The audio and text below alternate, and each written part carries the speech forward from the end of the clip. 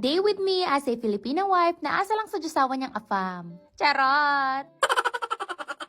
Super excited akong gumising today kasi meron akong nilulook forward na event. Tapos pagka-check ko ng phone, pak! Pagsubok. Anyway, ayoko na masyadong isipin kasi lalo akong malulungkot. Isipin na muna natin yung mga dapat ikaligaya. Pagkahatid ko kay Sab sa school, dapat idiretso ko ng gym para mag-cardio. Kaso ayun nga, nagka-problema ako and umuwi muna ako sa bahay para sana ayusin yun. And habang naghihintay, ayan, nag-reply muna ako ng mga comments, nag-react, nag-check kung anong pagkakakitaan today. Tapos pumunta na ako sa studio ko kasi mas nakakapag-isip ako kapag nandito ako. Tapos nung nakaisip na ako ng mga ipopost ko today, ayan, eto na, video time, nakakailang take pa ako niyan. May mga post kasi ako na bayad ng mga singers. Kunwari, may isang artist o gusto niya i-promote ko yung kanta niya, babayaran niya ako. Depende sa views kung magkano ibabayad sa akin. May mga website kasi na may requirements, kailangan meron kang 35,000 followers, ganyan, o kaya 10,000 na views. Pero hindi naman laging madali kasi syempre yung ibang tao hindi naman laging manonood sa'yo. Kaya dapat yung mga pinopost mo is, alam mo yun, yung parang may engganyo sila or may entertain. Nung nagawa ko ng mga dapat kong gawin, ayan, doon pa lang ako nag-start na magligpit.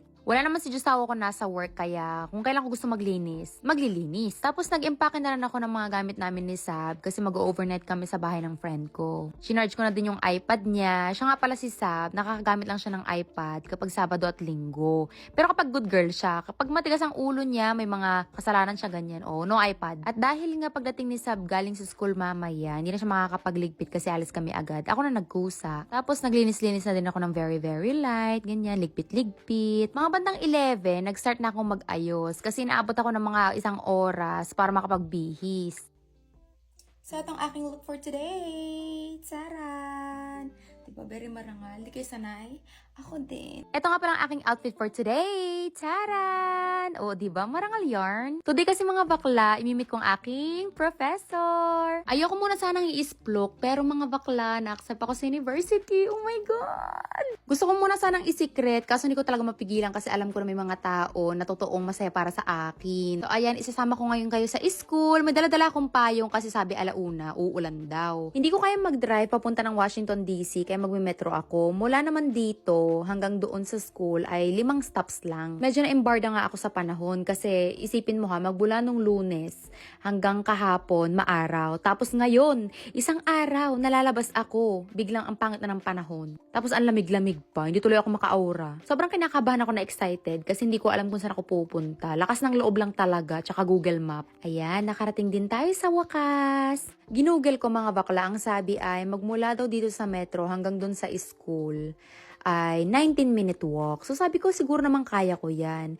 Grabe din tong escalator dito o panghabang buhay. Nung ready na ako mag-walkathon, biglang 23 minutes naman na daw yung layo. Okay lang sana kung medyo mainit, kaso nga parang uulan anytime. So dumaan muna ako ng Wawa kasi gutom na ako tsaka nauuhaw din. Ewan ko ba naman kasi sa akin, ang lit-lit na bag na dinala ko. Dapat dinala ko yung pangmalakasang kong bag para madami nagkasya. Payong, tubig, ganyan. Di sana, hindi ako nagugutom ngayon. Anyway, hindi nga pala ako kumain kasi pupunta kami sa bahay ng friend ko. Maraming pagkain doon tsaka masasarap. Kako sa isip ko baka mahimatay ako kaya kailangan na may inumin ako or kainin. Gusto ko sanang bumili ng mga wraps kaso alam ko hindi ko mauubos at wala akong paglalagyan. Ayoko naman itapon. Syempre sayang. Ito lang kinuha ko. Tapos sabi ko bawi na lang ako sa bahay mamaya pagka-uwi. Nag-book pa ako ng Uber. Meron naman palang shuttle dito. Sayang $13 ko. So ayan na, nandito na tayo sa school. Oh my God, kilig na kilig si bakla. Parang feeling ko habang naglalakad, alam niyo yung mga napapanood ko sa American movies dati.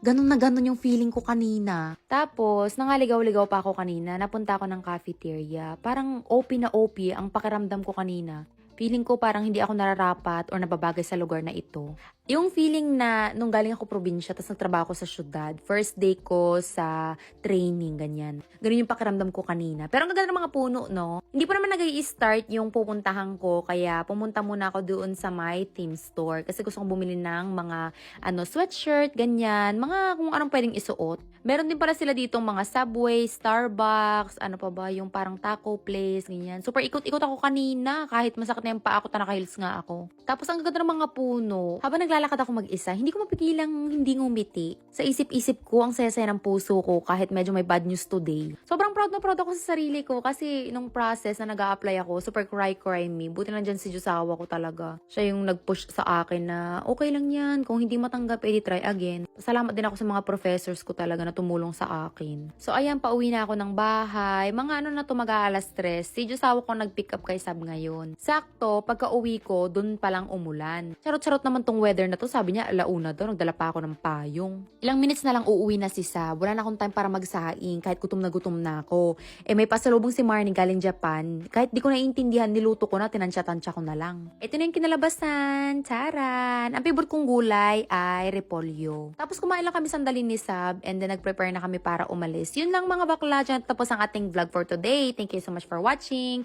Bye!